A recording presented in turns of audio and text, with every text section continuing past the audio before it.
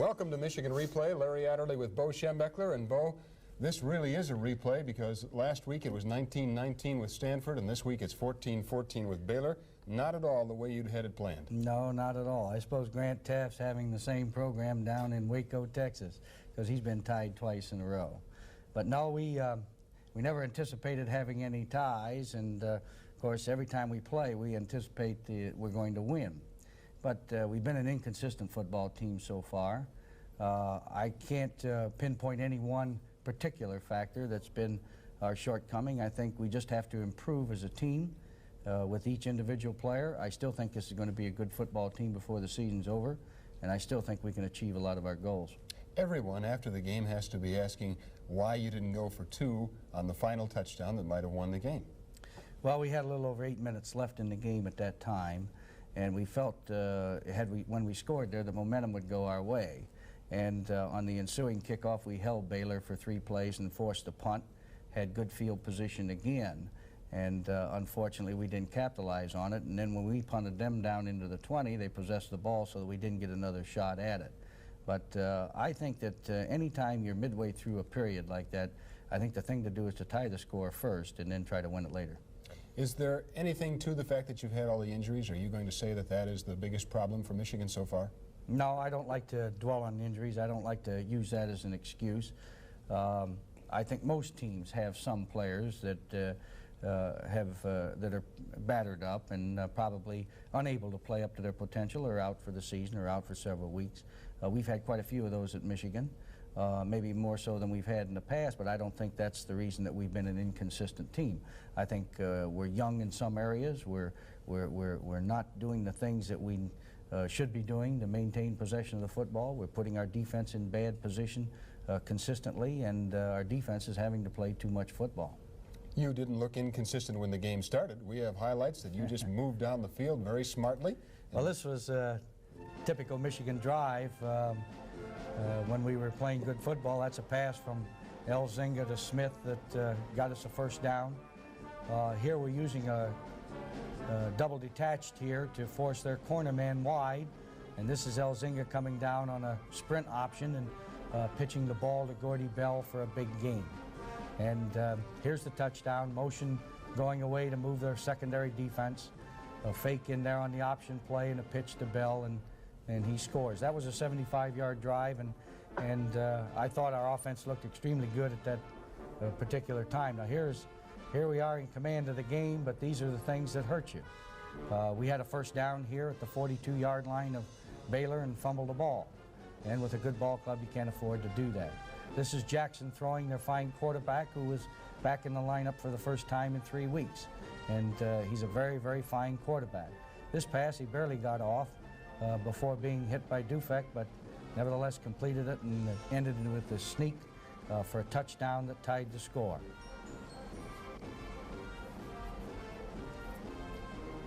You came back and moved the ball again. Yes, this is a fake isolation play and pass to Mark Schmergy, our freshman tight end. That was his first catch. That was his first catch of the year, right.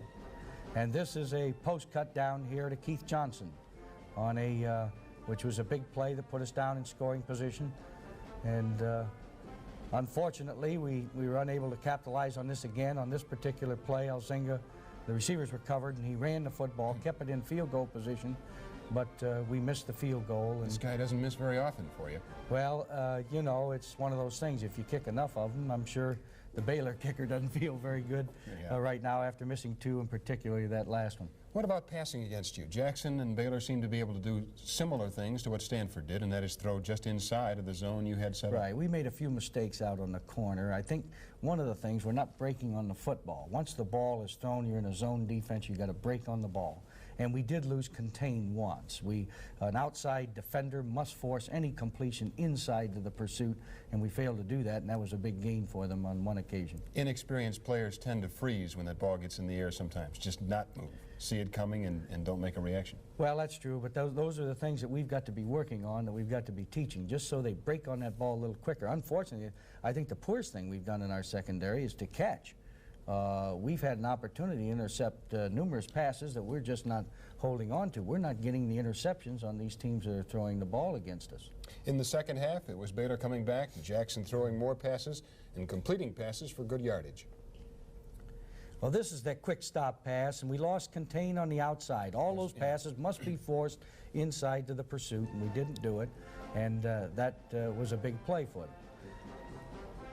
This is their buck pass, or the fake into the line, and that big end there is a freshman, number 82, a 240-pound tight end, who's going to be a good one. And Cleveland Franklin. And Franklin running the football 37 times against our defense and doing the things he did was certainly a great afternoon. Here Bell puts us right back into the ball game very quickly on this kickoff return. We didn't keep a man back there. I wish we would have, to block that safety man, and we might have had something big on that occasion. But we failed to score there, and here they ran the reverse, and Jackson fumbled the ball, and we recovered.